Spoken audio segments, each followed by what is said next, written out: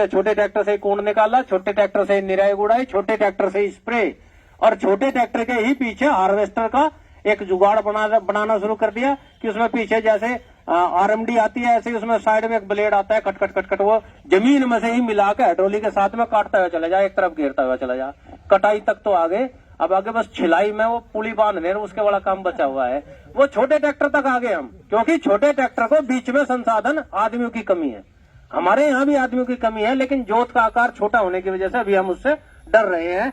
एक बार जहां पर सिद्धांत बदला, पूरा गांव में 10-20 लोग एक बार बदले, फिर धीरे धीरे सारे आने शुरू हो जाएंगे। हम मैं पोटास की बात कर रहा था। पोटास पे महंगा हो गया है नो डाउट, लेकिन पोटास का इस्तेमाल नहीं छोड़ना है। सबसे महत्वपूर्ण तत्व है, केवल 2 ही महत्वपूर्ण तत्व है, पहला सल्फर और दूसरा पोटास, जो पौधे में रोगरोधी क्षमता पैदा करते हैं। बाकी सारे शरीर निर्माण का तो कार्य कर सकते हैं, लेकिन रोगरोधी क्षमता पैदा नहीं कर सकते। इसलिए पोटास का प्रयोग 8 किलोग्राम प्रति बीघे की दर से जरूर करो। महंगा हो गया है, 5 किलोग्राम प्रति बीघे की दर से डालना शुरू करो, और बाद में एक स्प्रे 0050 का कर दो। 1 किलो का पैकेट आता है इसको क्रिबको का, उसका एक स्प्रे 0050 का कर दो, आपकी पूर्ति उसकी पोटास की हो जाएगी। लेकिन करना जरूर है।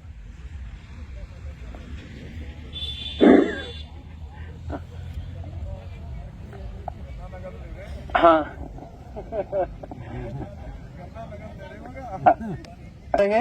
अभी हम पोटास की बात कर रहा था। एक मेरा निवेदन और है, बड़े सही समय पे गोष्ठी की जा रही है। मैं जीएम साहब को, वीपी साहब को, यूनिट हेड साहब को धन्यवाद देता हूँ।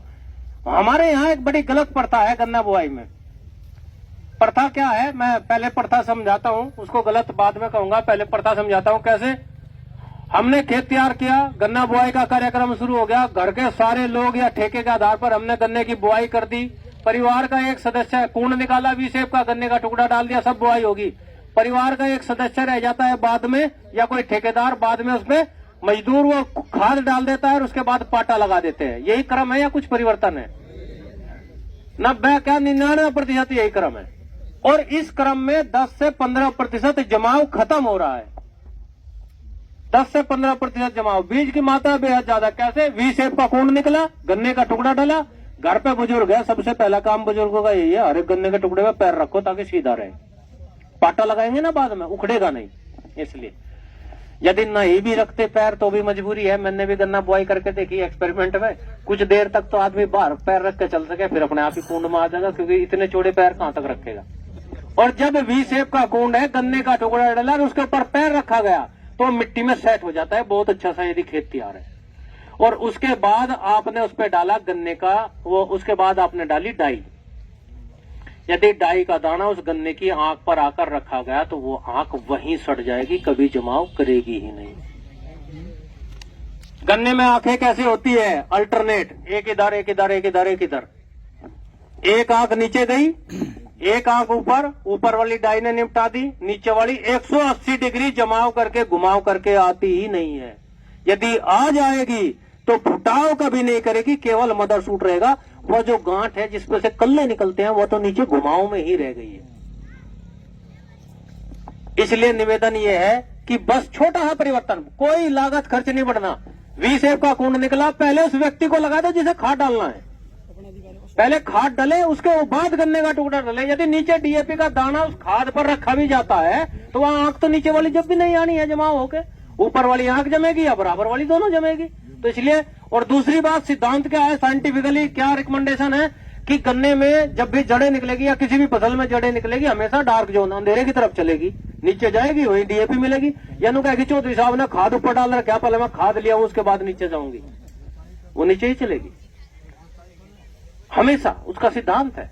तो इसलिए उसको नीचे तुरंत वहीं पर डाई मिलेगी, फास्फोरस मिलेगी, तो उसमें जड़ों की संख्या ज्यादा होगी। जड़ों की संख्या ज्यादा होगी तो आपके यहाँ कल्लों की संख्या ज्यादा बढ़ेगी। इसलिए निवेदन है अब की बार उस क्रम को थोड़ा सा ठीक करो। अब महत्वपूर्ण बिंदु पर आते हैं 2 पर, भूमि शोधन और बीज शोधन, क्योंकि कीड़े बीमारियों की बात अब शुरू करते हैं। भूमि शोधन क्या होता है और बीज शोधन क्या होता है?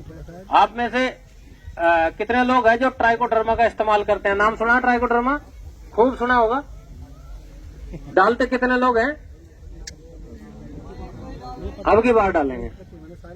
पहले नहीं डालते थे। अच्छा लाभ बताओ, ट्राइकोडर्मा के 2 लाभ बताओ, क्यों डालें आप? फंगस के लिए। ताऊ जी ने बहुत अच्छा।